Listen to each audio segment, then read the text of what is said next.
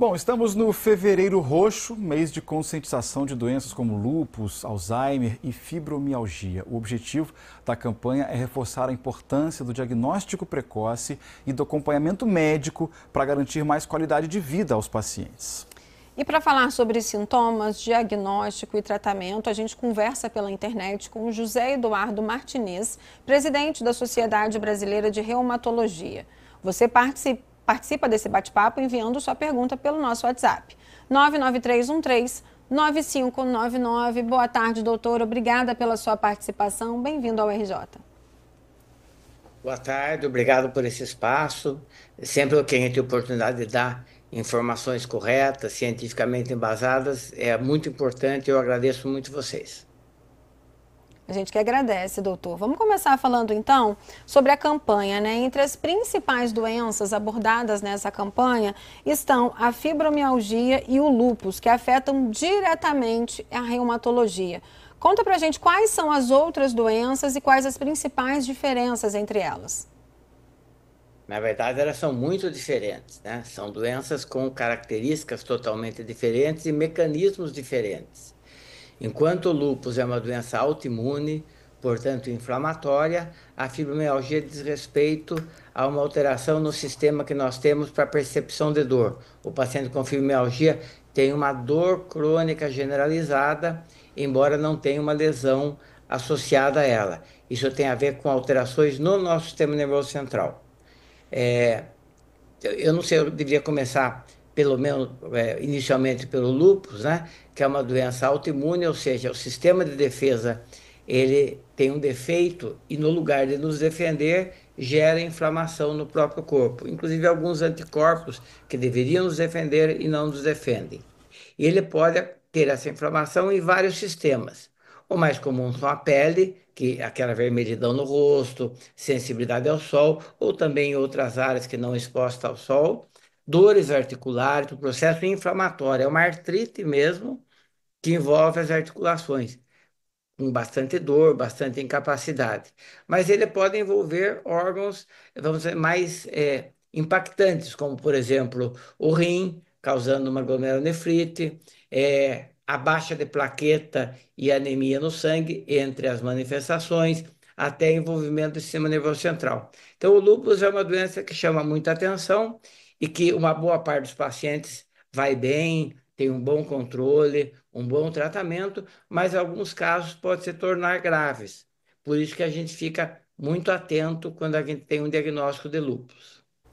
De outro lado, a fibromialgia é uma percepção de dor alterada, ou seja, eu sinto dor o tempo todo no corpo inteiro. Alguns pacientes chegam para a gente e falam assim, dói até o fio de cabelo. Não é que ele tem lesão, tem problemas em todos os músculos, é que o volume, ou seja, a percepção de dor está alterada. Em geral, isso vem acompanhado de cansaço, fadiga, uma alteração no sono e até algumas questões como atenção, como concentração. Então, são duas doenças, sim, acompanhadas pelo reumatologista, mas bastante distintas, tanto no mecanismo como na forma de apresentação. Agora, doutor, o diagnóstico é sempre muito importante, né? Inclusive é um dos focos aí da campanha. Como é que é o diagnóstico de cada uma delas e que diferença faz o diagnóstico precoce?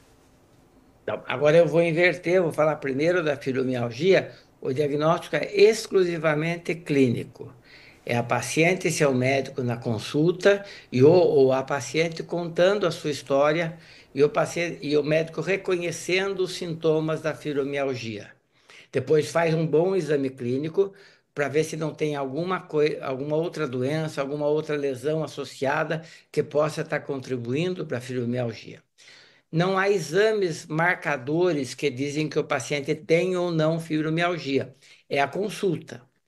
Muitas vezes a gente pede alguns exames porque não é só a fibromialgia que dá dor no corpo inteiro. Então a gente tem que, às vezes, distinguir as doenças e pensando nisso, a gente usa alguns exames para isso. Mas o diagnóstico da fibromialgia é exclusivamente na consulta. No lúpus também.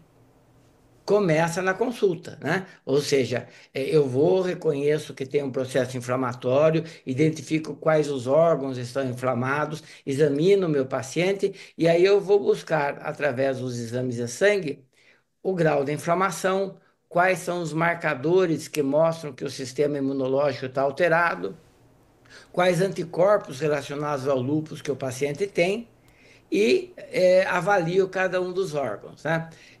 No lúpus eu já tenho um arsenal laboratorial.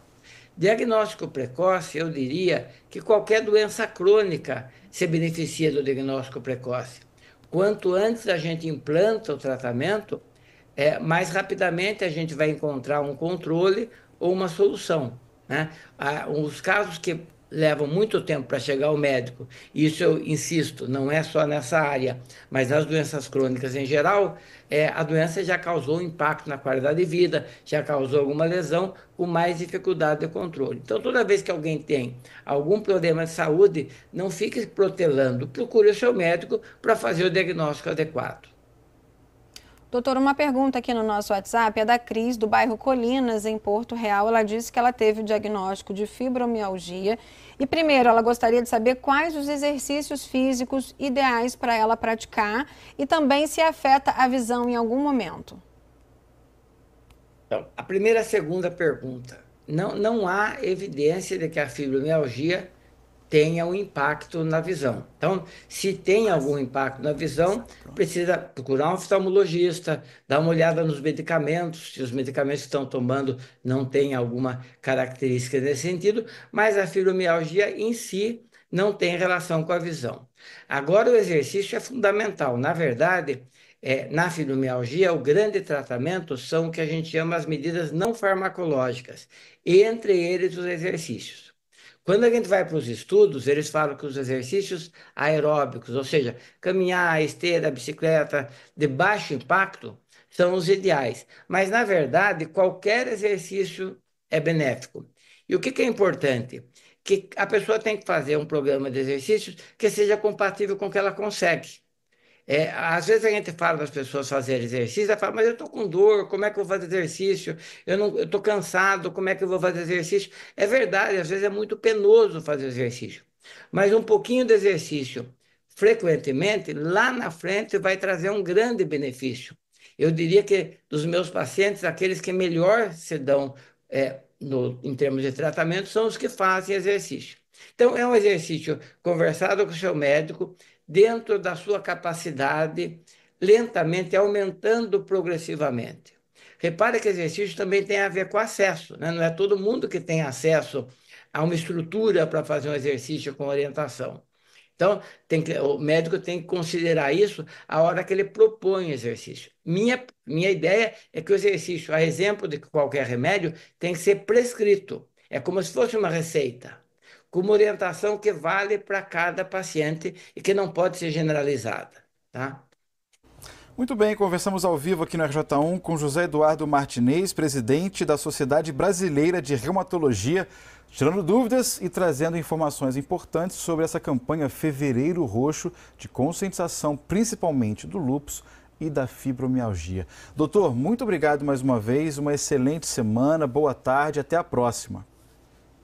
Eu agradeço muito esse espaço e sempre que precisar, a Sociedade Brasileira de Reumatologia está à disposição.